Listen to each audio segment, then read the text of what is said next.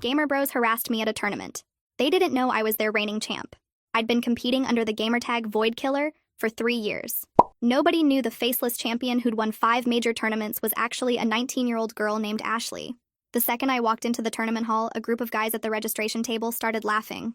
The tallest one, wearing a jersey with Calvin on the back, asked if I was lost because the anime convention was next door. His friend Otto asked if my boyfriend was competing and offered to show me where the girlfriend section was. When I said I was registering to compete, Calvin spit out his energy drink. She thinks she can hang with real players because she beat her little brother at Mario Kart once. Otto grabbed my registration form and read it in a high-pitched voice. Kevin said I probably used a controller with pink buttons. Calvin grabbed my wrist and forced my hand into position, explaining that real gamers used claw grip. He pressed down until my knuckles cracked. Otto dumped out my equipment, holding up my custom mouse and laughing that it was probably programmed with macros because girls always needed to cheat. When I answered their quiz questions perfectly, Otto accused me of Googling and demanded my phone. Kevin went through my photos making comments about OnlyFans. Calvin noticed my competitor badge and his face went red. He held it up and screamed that diversity quotas were destroying competitive gaming. He cornered me against the registration table and put his hand over my mouth when I tried to speak. His hand pressed so hard I tasted blood. Kevin grabbed my mouse and stepped on the cable until it sparked. Calvin leaned in and whispered, "After I'm done with you, I'm going to find every girl at this tournament and tell them exactly what happens when they try to invade male spaces." The tournament organizer called our pool to the main stage. My hands were trembling so badly I shoved them in my pockets. 3 years of dominating online, and these guys had made me feel like that scared 12-year-old who first got told she didn't belong in voice chat. I sat down at my assigned computer. The screen loaded my account. Void Killer. Calvin was 2 seats away. I watched him glance at my screen, then freeze. He looked at my face. Back, at the screen. His jaw dropped. "No way," he whispered. The commentators' voices boomed through the speakers. "And we have a special treat today, folks. 5-time champion Void Killer is competing in person for the first time ever." The crowd erupted. People were standing, trying to see who was sitting at my station. Calvin's face drained of color. Otto and Kevin were frantically whispering to each other. The first match started. Calvin versus me. He was shaking so badly he could barely click. I destroyed him in 4 minutes. The shortest match in tournament history for that bracket. The crowd went insane. Otto lasted 6 minutes. Kevin lasted 5. After each match, I stood up and looked them directly in the eyes. Said nothing. Just let them sit with it. By the finals, the story had spread through the entire hall. People had footage of Calvin's crew harassing me at registration. Someone had recorded Kevin destroying my mouse. Another person caught Calvin covering my mouth. The tournament organizers pulled all 3 aside during the semifinal break. When they came back, their faces were gray. I won the tournament. 6th championship. When I lifted the trophy, the crowd chanted "Void Killer" so loud the walls shook. The post-match interview went viral. The host asked about competing in person for the first time. I told the truth. Every detail about what Calvin and his friends had done. The footage was everywhere within hours. Gaming news sites picked it up. Then mainstream outlets. Calvin's team dropped him before the sunset. Otto lost his streaming partnership. Kevin's sponsorship deals evaporated overnight. 3 weeks later, the tournament organization announced a permanent ban on all 3. Lifetime. No appeals. Calvin tried to apologize publicly, posted a video saying he'd made mistakes and was working on himself. The comments were disabled within an hour. I got messages from hundreds of girls after that. Girls who'd quit competitive gaming because of guys like Calvin. Girls who'd never entered tournaments because they were afraid of exactly what happened to me. I started a mentorship program. Paired experienced female players with newcomers, gave them someone to sit with at LANs, someone who'd already faced the Calvins of the world and won. Last month, one of my mentees won her first regional tournament. She's 15. Her gamertag is Ashley's Mouse because she uses the same model I do. After her victory, a guy in the crowd yelled that she probably cheated.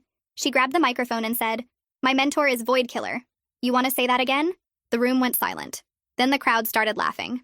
At him. That's the thing about spaces people say you don't belong in. You don't just take them. You hold them open for everyone who comes after you. Calvin streams to about 40 viewers now. Mostly bots. Sometimes I check in just to watch his numbers. Petty? Maybe. But I earned it. I opened Calvin's stream a few days later and watched the viewer count sit at 32. Half the chat is just bots spamming crypto scam links. The other half is maybe 3 actual people asking when he'll play his main game again. He can't. The bans make sure of that. I watch for 5 minutes, then close the tab. The satisfaction hits different every time I check in. My inbox won't stop filling up. Every time I clear 20 messages, 30 more appear. Girls sharing stories about guys who grabbed their controllers at LANs. Girls who got followed to their cars after tournaments.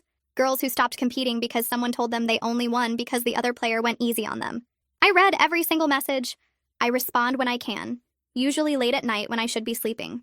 Each story makes me angrier about how normal everyone treated this stuff, like it was just part of gaming culture instead of harassment that should have gotten people banned years ago. Moira Osborne emails me 3 weeks after the tournament. She's one of the main organizers, the woman who actually runs registration and handles competitor issues. Her email is short and direct. She wants to know if I'd help develop an anti-harassment protocol for future events. Real policies with actual consequences, not just a code of conduct buried on page 7 of the rulebook that nobody enforces. I write back within an hour. Yes. Absolutely yes. Because words on paper mean nothing without someone who lived it helping write them. We spend 3 weeks on video calls drafting the policies. Moira pulls in 2 other organizers and a lawyer who specializes in event safety. I tell them exactly what happened at registration.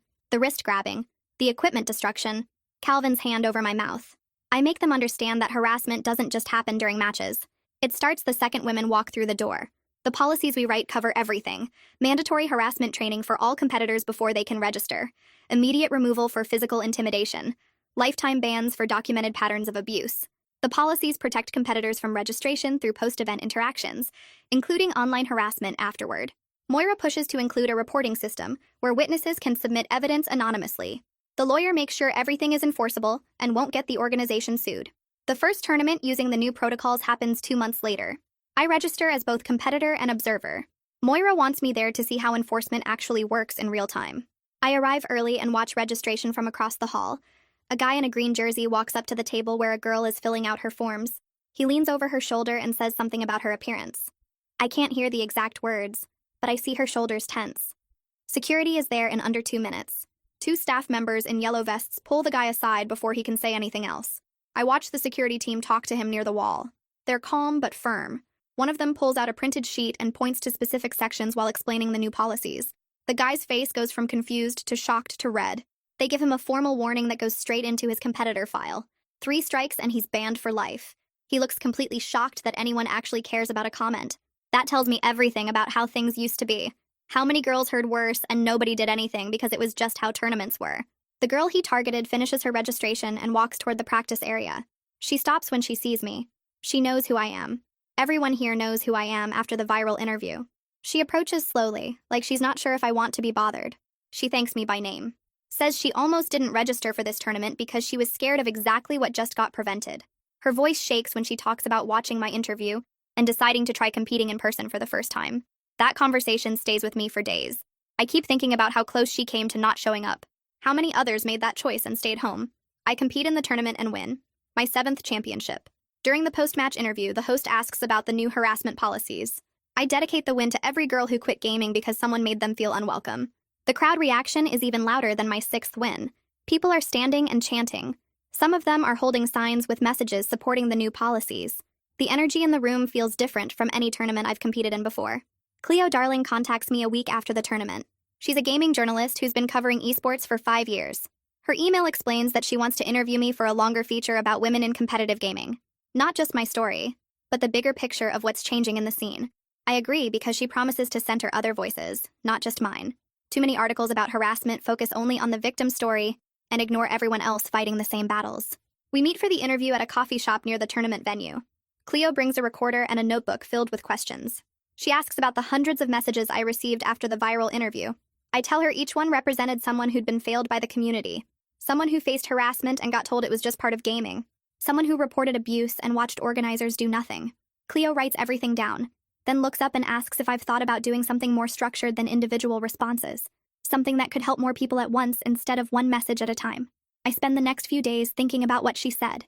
The question keeps coming back to me while I'm practicing, while I'm reading messages, while I'm trying to sleep. One by one isn't working anymore. My inbox has over 300 unread messages now, and that number grows every single day. I can't keep up with individual responses and still compete, and still have any kind of normal life. The mentorship program idea starts taking shape in my head, but I don't know what it would actually look like. I just know something has to change, because what I'm doing now isn't enough. I email Moira and ask if we can talk about something bigger than just the harassment policies. She responds within an hour asking when I'm free. We meet at the same coffee shop where I did the interview with the journalist. Moira brings her laptop and a notebook, and looks genuinely excited when I explain the mentorship program concept. Pairing experienced female players with newcomers who need support and guidance. Giving them someone to sit with at tournaments so they don't walk into registration alone like I did. She loves it immediately and starts taking notes before I even finish explaining. She tells me the tournament organization has resources they can dedicate to this: meeting space, promotional support, maybe even some funding for equipment if mentees need it. We spend 2 hours mapping out the basic structure, and by the end of the meeting, I feel like this might actually work. The next 3 weeks are all about building the application system. Moira handles the technical side while I focus on what questions we need to ask. Mentees describe their experience level, what games they play, what kind of support they're looking for, whether they need help with strategy, with handling tournament pressure, with just having someone there who understands. Mentors specify what they can offer based on their own experience and availability.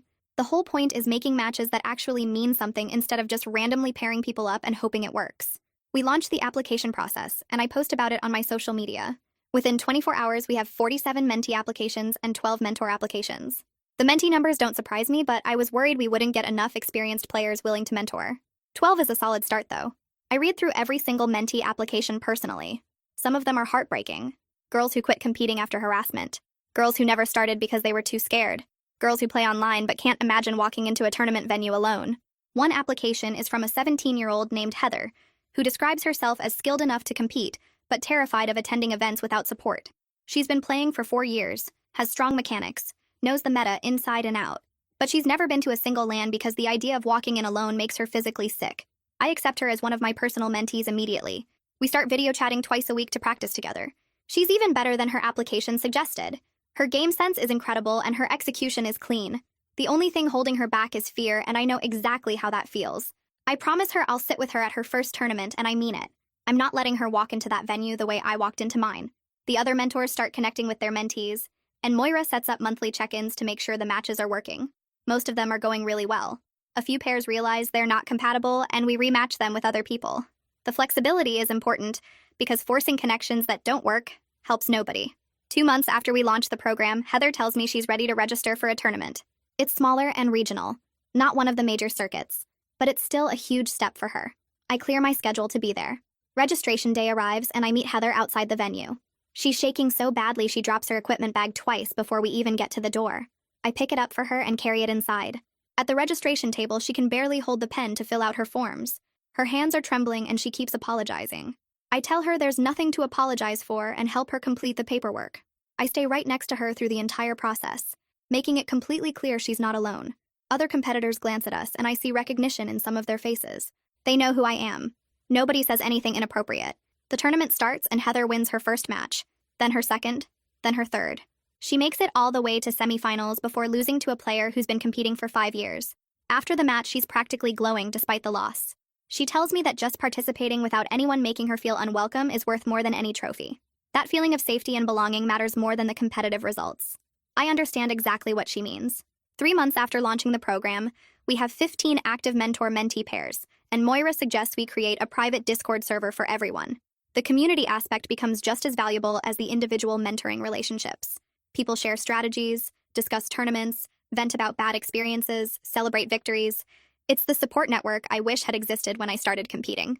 I keep entering tournaments myself because staying visible matters. 4 months after everything with Calvin, I win my 8th championship. Standing on that stage holding the trophy feels different now. I'm not just winning for myself anymore. Every victory proves that speaking up didn't end my career. Every championship shows that you can call out harassment and still succeed. The weight of that responsibility sits heavy, but I wouldn't trade it for anything.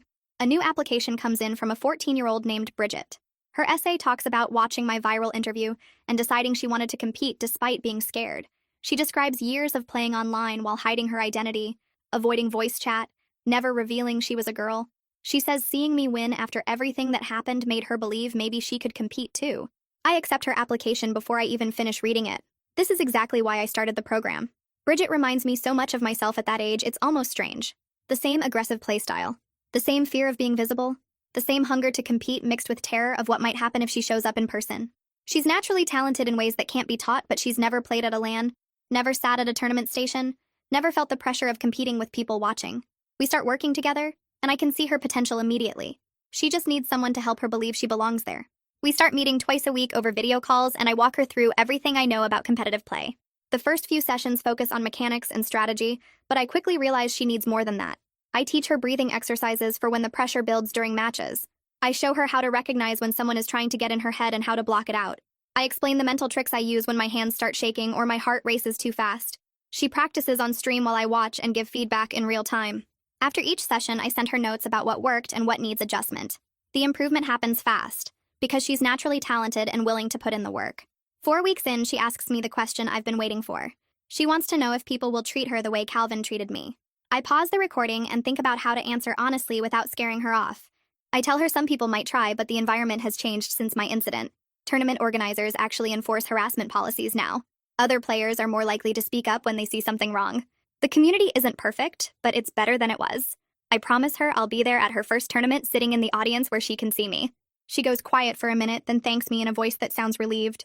We keep practicing, and I watch her confidence grow with each session. She starts playing more aggressively and taking risks that pay off. Her reaction time improves, and her strategy gets sharper. By the time her first tournament comes around, she's ready, even if she doesn't fully believe it yet. The regional qualifier happens on a Saturday morning at a convention center 2 hours from my apartment. I drive there early and find a seat in the audience section with a clear view of the competitor stations. I'm wearing my Void Killer jersey so she can spot me easily when she looks up. The venue fills up fast, and I watch players register at the same tables where Calvin cornered me 8 months ago. Everything looks different now. Security walks the floor checking badges. Staff members wear shirts that say, "Ask me about our harassment policy," in bright letters. The atmosphere feels safer, even though I know one tournament doesn't fix everything. Bridget arrives looking nervous, and I catch her eye from across the room. She gives me a small wave, and I see her shoulders relax slightly. She registers without incident and heads to her assigned station. The first match starts, and she wins cleanly against an opponent who clearly underestimated her. The second match takes longer, but she adapts her strategy mid-game and pulls out a victory. By the third match, other people in the audience are starting to notice her aggressive playstyle. She's playing exactly like I taught her, with the same calculated risks and fast decision-making. I watch her destroy her third opponent and feel this surge of pride that catches me off guard. This is what the mentorship program was supposed to create. Her fourth match puts her against a guy who's been competing for 3 years. The match starts well, and she takes an early lead. Then I hear him muttering something I can't make out from the audience. Bridget's shoulders tense, and her gameplay hesitates for just a second. I lean forward in my seat, willing her to look up. She glances toward the audience, and our eyes meet. I nod once, and she takes a visible breath. Then she destroys him. Not just wins, but completely dominates in a way that leaves no room for doubt about her skill. The guy's face goes red, and he shoves back from his station when the match ends. Bridget stands up and walks past him without saying a word. I see her fighting back a smile as she heads to the waiting area. During the break between rounds, she finds me in the crowd. She tells me that moment when she looked up and saw me there changed everything. She says it felt like taking back power she didn't even know she'd lost. The words hit me hard because I remember that exact feeling. The tournament continues, and Bridget keeps winning. She makes it through the semifinals and into the finals against a player who's ranked in the top 50 regionally.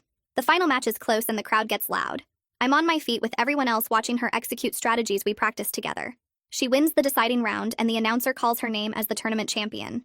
Bridget stands up from her station and points directly at me in the audience before accepting her trophy. I'm not ashamed to admit I cry a little. Watching her hold that trophy feels more important than any of my own championships. This is what happens when someone gets the support I never had starting out. The local gaming news covers her win that afternoon. The article mentions she's part of my mentorship program and includes quotes from her post-match interview about having support from experienced players. Within hours, my inbox fills with new applications from girls who want the same kind of mentoring. The program email gets so many messages that Moira has to help me sort through them. We spend the next week reviewing applications and realize we need to expand significantly to accommodate everyone. The demand is way bigger than either of us expected. Moira starts reaching out to other experienced female players, asking if they'd be willing to mentor. She gets responses from pros I've competed against and respected community members who want to help. Within 3 weeks, we grow from 15 mentor pairs to 40, spanning different games and skill levels. The program becomes something bigger than I ever imagined when I first started answering messages from girls who'd been harassed. I check Calvin's stream one night out of habit. His viewer count sits at 28, and half of them have bot names. He's playing a completely different game because the permanent bans keep him out of his original specialty. He can't enter any sanctioned tournaments or partner with legitimate organizations. The bans are thorough and permanent across every major gaming platform. I watch for a few minutes and notice how his commentary sounds defeated. He's not the same loud, aggressive person who cornered me at registration. The consequences broke something in him that won't come back. I close the stream, feeling that familiar satisfaction. Some people call it petty, but I earned the right to watch his career stay dead. Otto shows up on gaming forums every few weeks under different usernames, trying to participate in strategy discussions or tournament predictions. Someone always recognizes his writing style or catches him referencing details only he would know from his banned accounts. The callouts happen fast and public.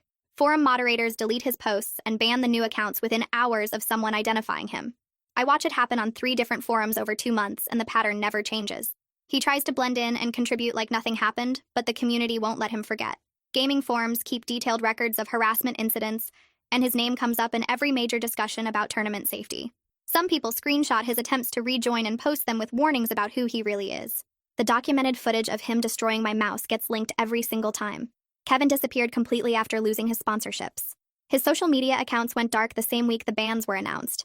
I heard through other competitors that he took a job doing IT support at some regular company nowhere near the gaming industry. No streams, no tournament appearances, no presence in any gaming spaces online or in person. A few people who knew him before said he tried explaining what happened as a misunderstanding, but the video evidence made that impossible. The footage shows exactly what he did, and there's no way to spin it differently. His career ended, and he had to start over in a completely different field. Some consequences stick forever and close doors that never open again. Meanwhile, Heather wins her first major tournament 8 months after joining the mentorship program. I'm watching the stream when it happens, and the victory feels almost as good as my own championships. She beats a player who's been competing professionally for 3 years, and the final match isn't even close.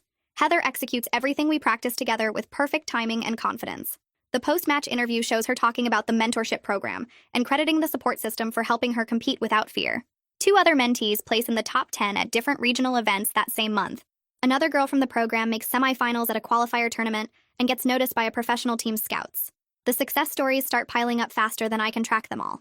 Every victory proves the program works and creates space for more girls to compete. Moira sends me updates about new applications coming in after each mentee wins something. The momentum builds on itself as more people see that female competitors can succeed when they have proper support. Lynette contacts me through email asking if I'd be interested in speaking on a panel at a major gaming convention about building inclusive competitive spaces. She works in esports event management and saw the coverage of my story, plus the mentorship program growth. The convention is one of the biggest annual gaming events with tens of thousands of attendees and streaming coverage that reaches millions. She wants me to share my experience and talk about practical changes that actually work beyond just posting statements on social media. Requested Reads is on Spotify now. Check out link in the description or comments. I agree immediately because visibility matters more than comfort. The more people who hear directly from someone who faced harassment and fought back, the harder it becomes to pretend the problem doesn't exist. I've never done public speaking like this before, but the opportunity to reach that many people at once is too important to pass up. The panel happens 3 months later in a massive convention hall with every seat filled and people standing along the back wall. I share the stage with 4 other female pros and 2 advocates who work on harassment prevention in gaming spaces. The moderator asks each of us to talk about our experiences and what actual change looks like instead of empty corporate promises. I tell my story starting with Calvin at registration and ending with the mentorship program's current success. I don't soften any details about the harassment or how the gaming community initially failed to protect competitors. The audience stays completely silent while I talk, and I can see people in the front rows taking notes. When I finish describing how the permanent bans and new protocols made a measurable difference, the applause is loud enough that the moderator has to wait. The other panelists share similar stories about harassment and the institutional failures that enabled it for years. We talk honestly about how most gaming organizations only started caring after viral incidents forced their hand. The discussion covers everything from registration safety to social media harassment to the casual sexism that still exists in gaming culture. Nobody holds back or tries to make it comfortable for people who don't want to hear it. During the question and answer section, a girl who looks maybe 12 or 13 raises her hand and asks how to deal with being scared to compete in person. Her voice shakes when she talks about wanting to enter tournaments, but being terrified of getting treated the way I was.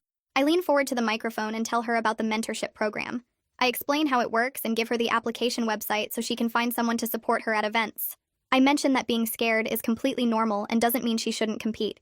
The fear comes from knowing the risks are real, but having support makes those risks manageable.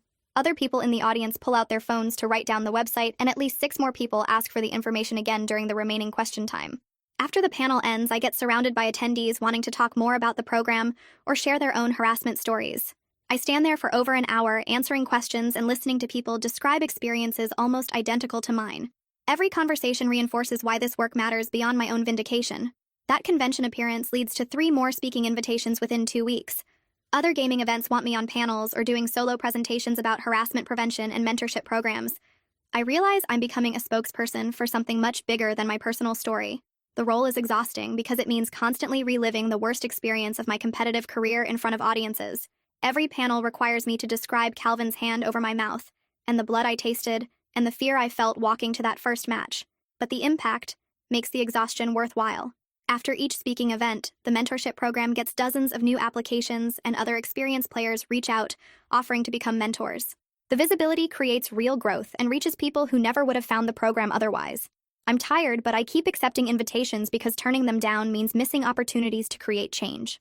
I compete in my 9th championship tournament 6 months after starting the mentorship program and win against a field of over 200 competitors. The victory feels different from my earlier championships because now it means something beyond personal achievement. When I lift the trophy, the crowd chants "Void Killer," like always. But this time, I'm thinking about Heather and Bridget, and all the other mentees who are watching. During the post-match interview, the host asks about balancing competitive gaming with running the mentorship program. I tell him the mentees remind me why winning matters in the first place. Every championship I take proves that speaking up about harassment didn't end my career the way Calvin threatened it would. Every trophy shows younger players that they can compete and succeed and demand better treatment without sacrificing their place in gaming. The mentees have given me purpose beyond just being the best player. They've turned my competitive drive into something that helps other people, instead of just feeding my own ego. Bridget messages me 2 weeks later asking if I'll be at a major tournament coming up in 3 months. It's the same circuit where I won my first championship 4 years ago. She's applying to compete, and wants to know if I'll be there to support her.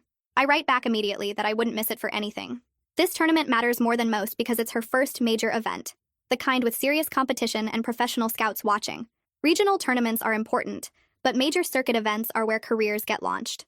I've been working with Bridget for almost a year now, and watching her confidence grow from terrified newcomer to someone ready to compete at the highest levels. She's prepared for this and deserves the opportunity to prove herself on a big stage. The tournament venue is massive with hundreds of competitors registered and streaming coverage that will reach millions of viewers across multiple platforms. The main competition hall has stadium seating for spectators and professional broadcasting equipment everywhere. Bridget is nervous when we meet up before registration, but she's also prepared.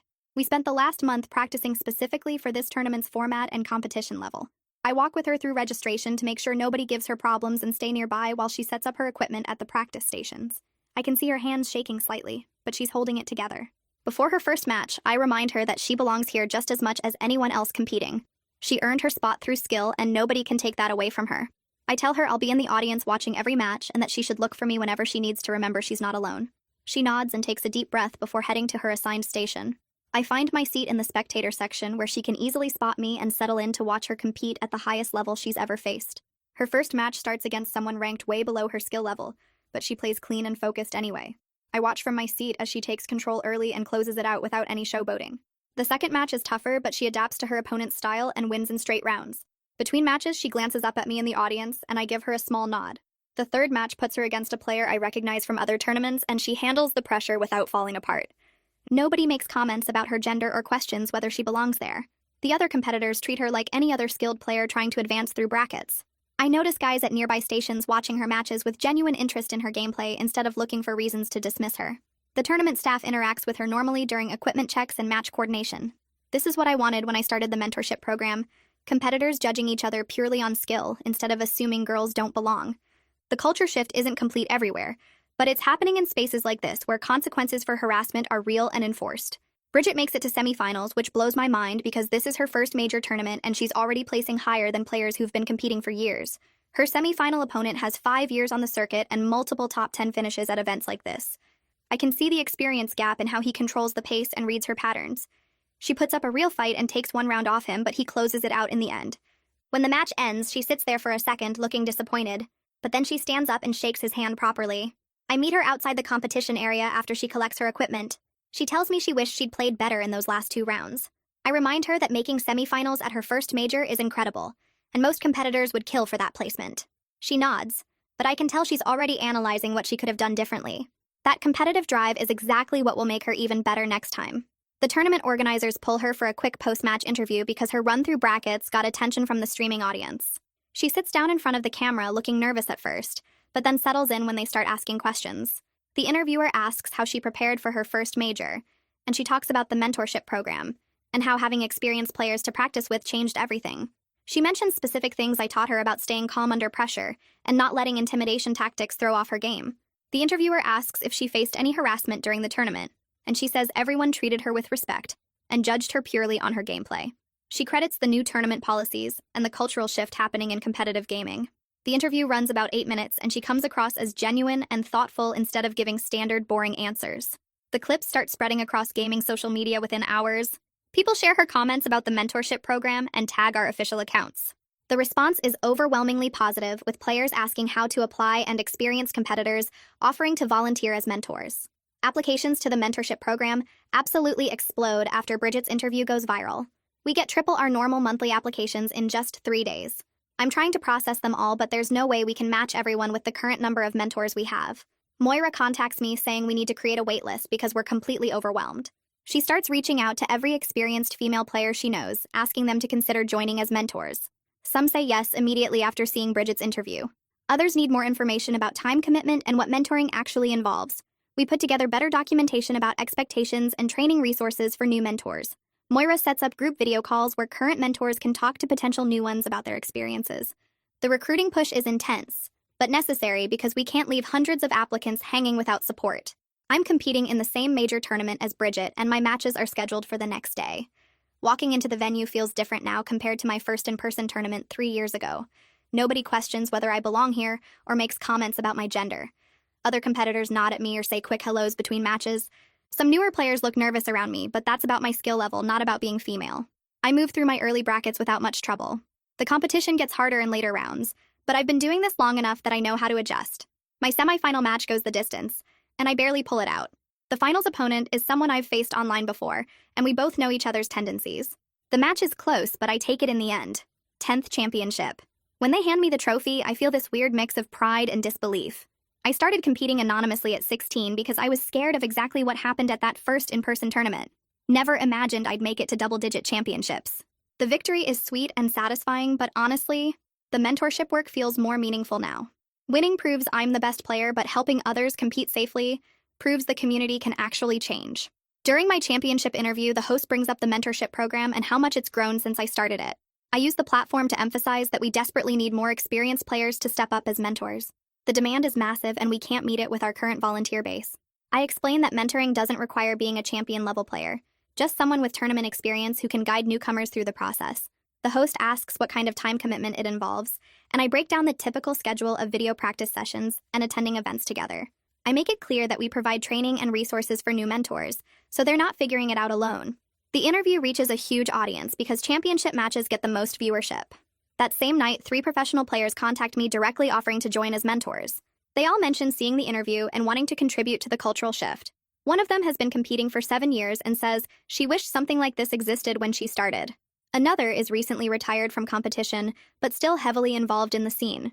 The third is currently active on a professional team and wants to mentor during her off-season.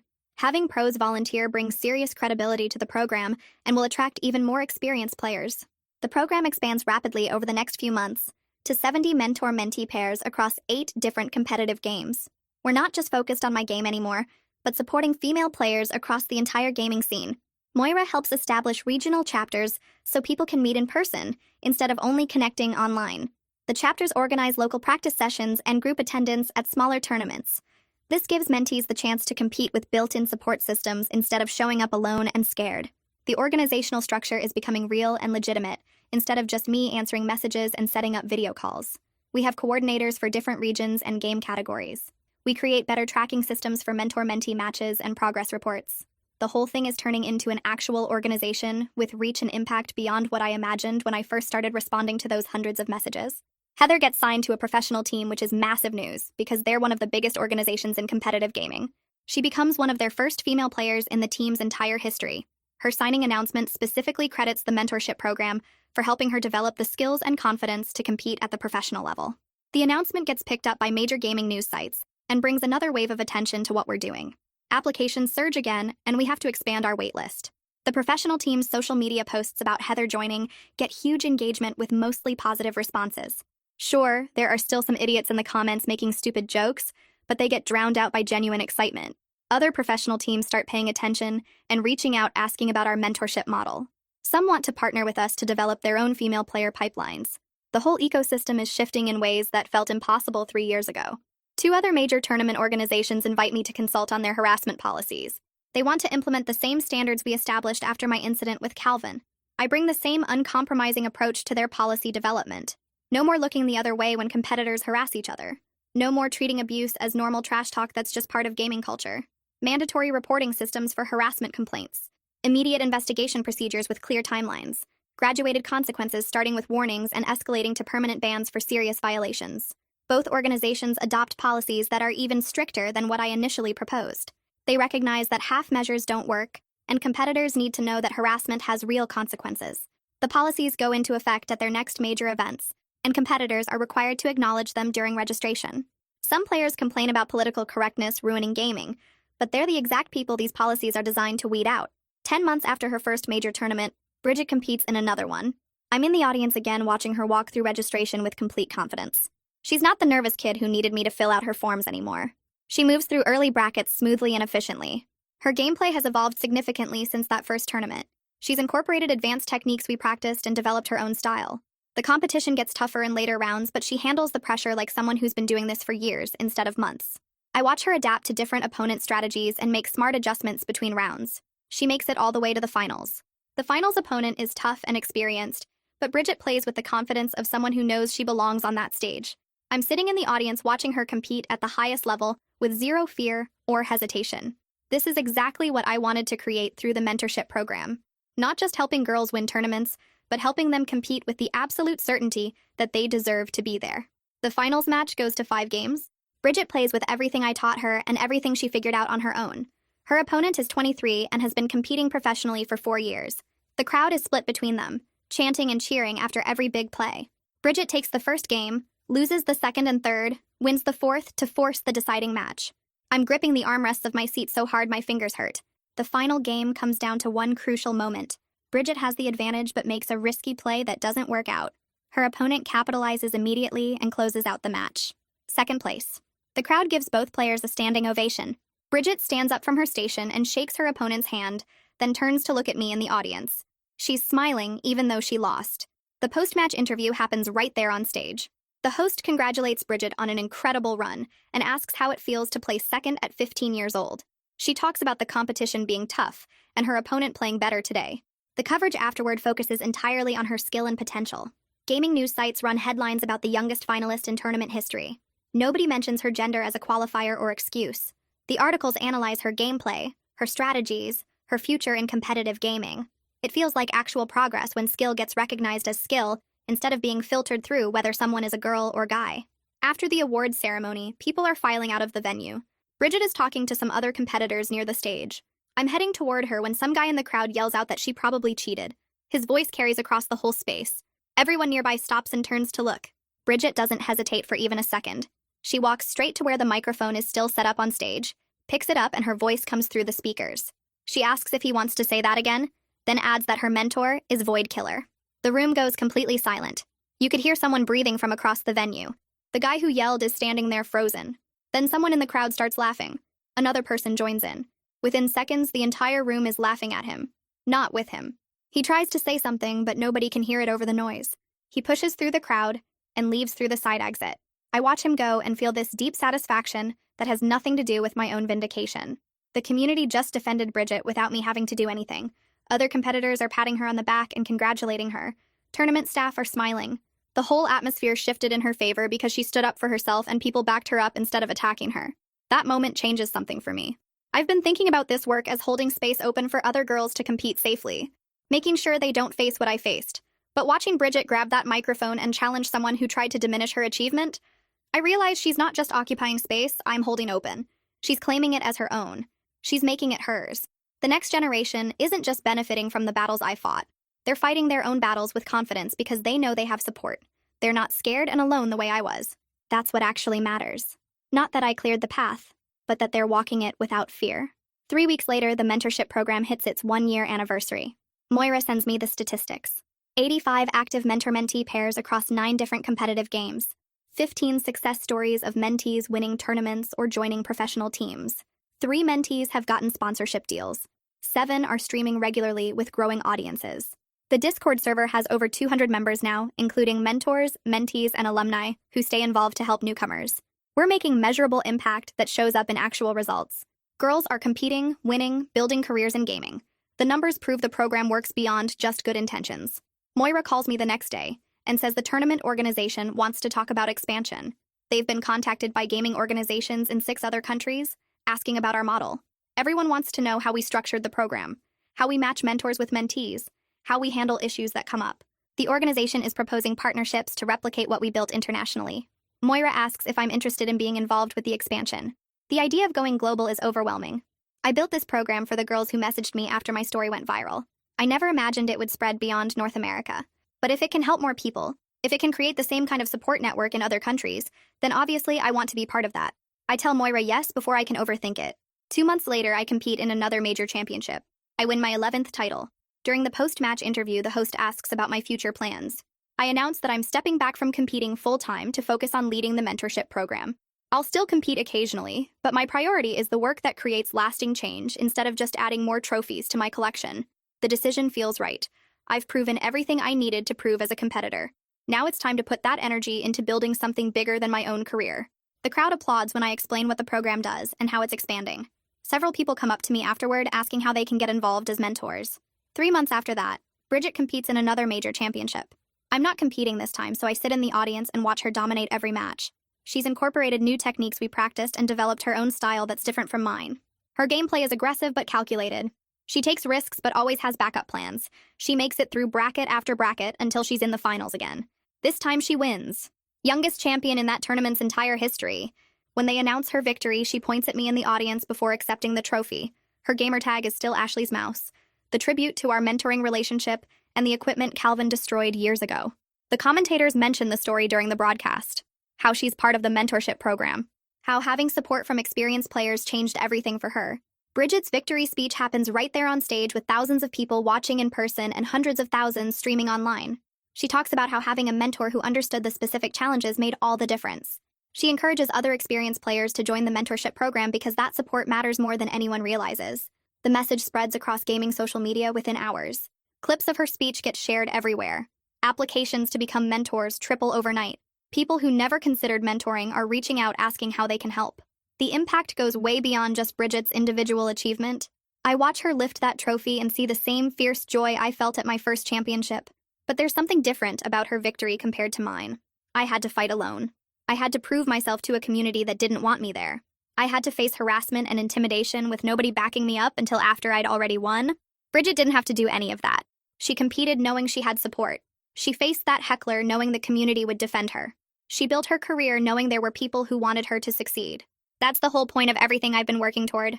Not that I survived the harassment and won anyway, but that the next generation doesn't have to survive it at all because we changed the environment they're competing in. That's what victory actually looks like. 2 months after Bridget's championship, the mentorship program hits 100 mentor-mentee pairs. Moira calls me on a Tuesday afternoon with the numbers and asks if I'm ready to make this official. We spend 3 weeks filing paperwork to establish a formal nonprofit organization. Moira becomes executive director because she has the organizational skills, and I have the public profile. We divide responsibilities based on what each of us does best. The nonprofit status means we can accept donations and grants to cover travel costs for mentees attending their first tournaments. We can pay for equipment for girls who can't afford decent setups. We can offer scholarships for tournament entry fees.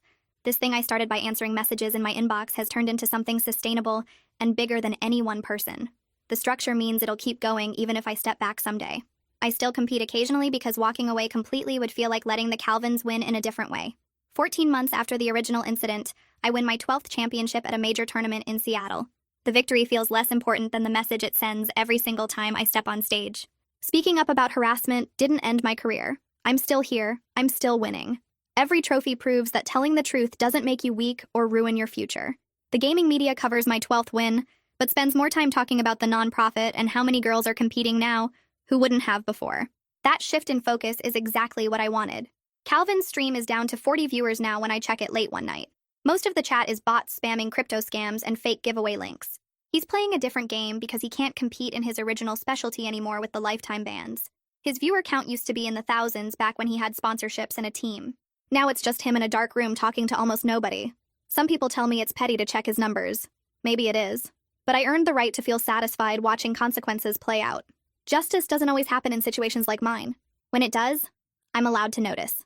The thing about spaces people say you don't belong in is that you don't just take them for yourself. You hold them open for everyone who comes after you. I watch the next generation compete without the fear I had at their age. They walk into tournament halls knowing there are policies protecting them, and mentors supporting them, and a community that will defend them if someone tries what Calvin tried. Bridget lifts trophies without anyone questioning if she cheated. Heather joins professional teams without anyone asking if she's just there for diversity. New girls register for their first tournaments without shaking hands or tasting blood. That's the best victory I could have asked for. Not revenge, not personal glory, just watching the doors stay open and seeing who walks through them. All right, that's all I've got today. Thanks for letting me share this little moment with you. I hope it sits with you in a good way.